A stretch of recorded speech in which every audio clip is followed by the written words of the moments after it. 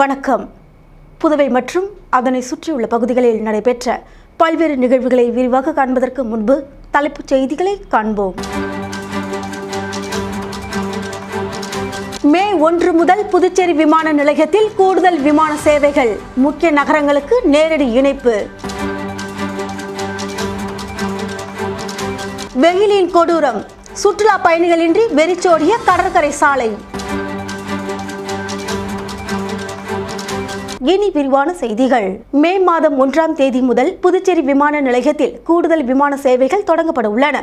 முக்கிய நகரங்களுக்கு நேரடி இணைப்பு வழங்கப்பட உள்ளது. புதுச்சேரி விமான நிலையத்தில் இருந்து பல்வேறு முக்கிய நகரங்களுக்கு கூடுதல் விமான சேவைகள் வரும் மே 1ஆம் தேதி முதல் தொடங்கப்பட உள்ளதாக விமான நிலைய அதிகாரிகள் தெரிவித்துள்ளனர். குறிப்பாக பெங்களூரு, ஹைதராபாத் மற்றும் கொச்சி போன்ற நகரங்களுக்கு நேரடி விமான சேவைகள் அதிகரிக்கப்பட உள்ளன. மேலும் சென்னை போன்ற அருகில் உள்ள நகரங்களுக்கு சிறிய ரக விமானங்களை இயக்கவும் திட்டமிடப்பட்டுள்ளது. இதன் மூலம் பயணிகள் சுலபமாக குறைந்த நேரத்தில் தங்கள் பயணத்தை மேற்கொள்ள முடியும். புதுச்சேரி முக்கிய சுற்றுலா தலமாக விளங்குவதால் கோடை விடுமுறையை முன்னிட்டு இந்த சேவைகள் அறிமுகப்படுத்தப்படுகின்றன. இதனால் உள்நாட்டு மற்றும் வெளிநாட்டு சுற்றுலா பயணிகளின் வருகை அதிகரிக்கும் என எதிர்பார்க்கப்படுகிறது. பயணச்சீட்டு முன்பதிவுகள் விரைவில் தனியார் விமான நிறுவனங்களின் இணையதளங்களில் தொடங்கப்பட உள்ளன. மத்திய அரசின் உதான் திட்டத்தின் கீழ் கட்டண சலுகைகளும் கிடைக்கும் வாய்ப்பு உள்ளது. இந்த சேவை விரிவாக்கம் புதுச்சேரியின் வர்த்தக மற்றும் சுற்றுலா வளர்ச்சிக்கு முக்கிய ஊக்கமாக அமையும் என கூறப்படுகிறது.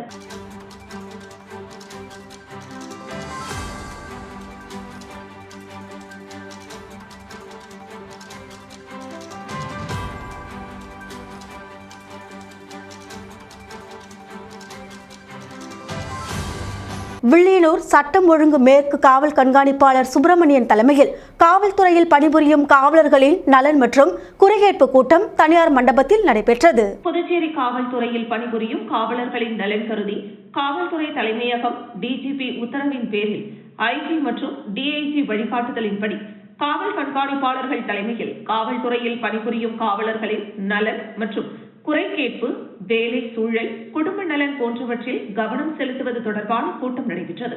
இதேபோன்று வில்லியனூர் தனியார் மண்டபத்தில் நடைபெற்ற கூட்டத்தில் மேற்கு சட்டம் ஒழுங்கு காவல் கண்காணிப்பாளர் சுப்பிரமணியன் தலைமையில் காவல் நிலைய வட்ட ஆய்வாளர்கள் ராஜகுமார், கலைச்செல்வன், கீர்த்திவர்மன் மற்றும் சாந்தி ஆகியோர் முன்னிலையில் நடைபெற்ற கூட்டத்தில் காவலர்கள் எவ்வாறு தங்களின் கடமைகளை செய்ய வேண்டும், காவல்துறை பணி எந்த அளவிற்கு முக்கியத்துவம் வாய்ந்ததோ அதேபோன்று அவரவர்களின் குடும்ப நலன் மிகவும் முக்கியத்துவம் வாய்ந்தது, வேலை மற்றும் குடும்பம் ஆகியவற்றை சமநிலையில் எடுத்துக்கொள்ள வேண்டும் போன்ற பல்வேறு அறிவுரைகள் மற்றும் வேலை நேரங்களில் ஈடுபடுகின்ற இடர்பாடுகளை எப்படி சமாளிக்க வேண்டும், அதே போன்று பணி சுமைகள் ஏதேனும் உள்ளதா என உயர் அதிகாரிகள் காவலர்களிடம் கேள்வி எழுப்பினர்.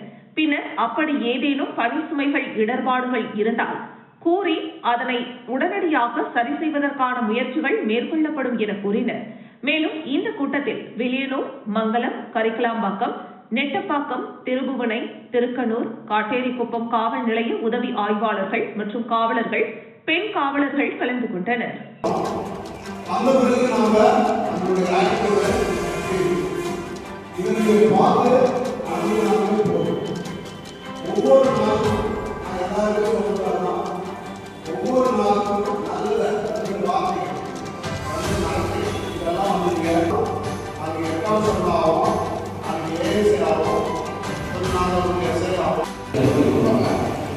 புதுச்சேரி கடற்கரை சாலையில் புதிய நுழைவாயில் பணி நடைபெற்று வருகிறது. புதுச்சேரியின் முக்கிய சுற்றுலா தளமான கடற்கரை சாலை பகுதியில் புதிய நுழைவாயில் அமைக்கும் பணிகள் தற்பொழுது நடைபெற்று வருகின்றன.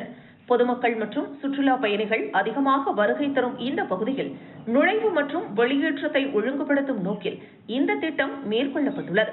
குறிப்பாக வார இறுதி மற்றும் விழா காலங்களில் ஏற்படும் கூட்ட நெரிசலை கட்டுப்படுத்தவும் பாதுகாப்பு ஏற்பாடுகளை மேம்படுத்தவும் இந்த நுழைவு வாயில் உதவும் என கூறப்படுகிறது. பணிகள் விரைவில் நிறைவடைந்து மக்கள் பயன்பாட்டிற்கு திறக்கப்படும் என அதிகாரிகள் தெரிவித்துள்ளனர்.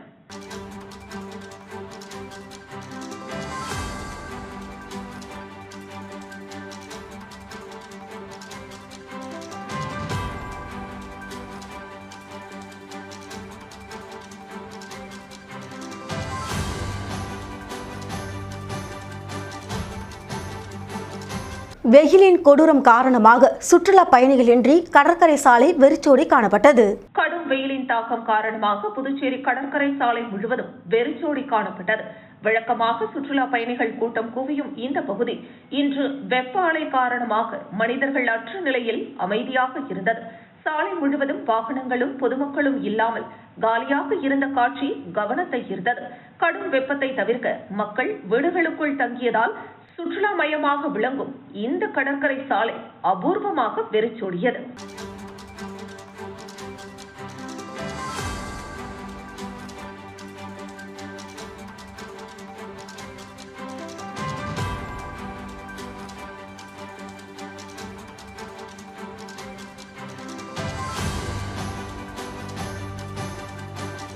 புதுச்சேரி அரவிந்தர் ஆசிரமத்தில் அன்னை தங்கிய நாள் அனுசரிக்கப்பட்டது.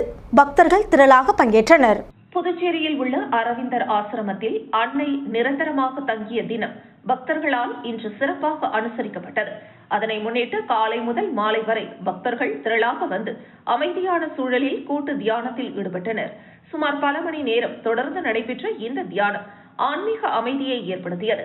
இந்த நிகழ்வின் ஒரு பகுதியாக ஆசிரமத்தில் உள்ள அரவிந்தர் அறை திறக்கப்பட்டு பக்தர்களுக்கு தரிசனம் செய்ய வாய்ப்பு வழங்கப்பட்டது. ஆனால் அன்னை அறை திறக்கப்படவில்லை. இந்த சிறப்பு நாளில் நாட்டின் பல பகுதிகளில் இருந்து வந்த பக்தர்கள் கலந்து கொண்டு அன்னையின் அருளை பெற்றதாக தெரிவித்தனர்.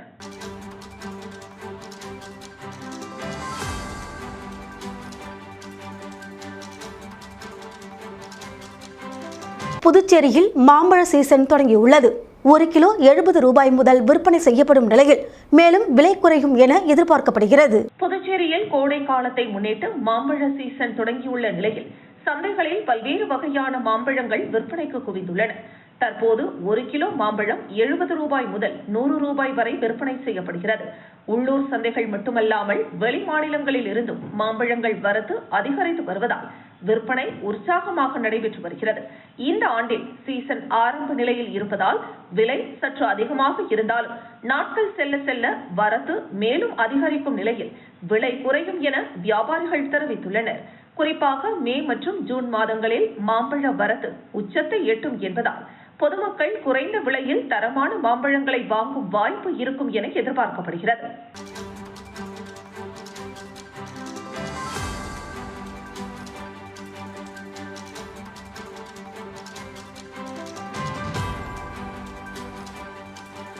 மீண்டும் தலைப்புச் செய்திகள். மே 1 முதல் புதுச்சேரி விமான நிலையத்தில் கூடுதல் விமான சேவைகள்.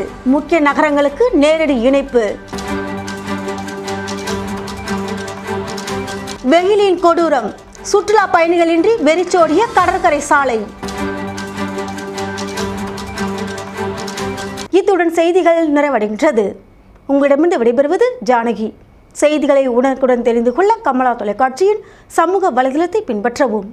நன்றி, வணக்கம்.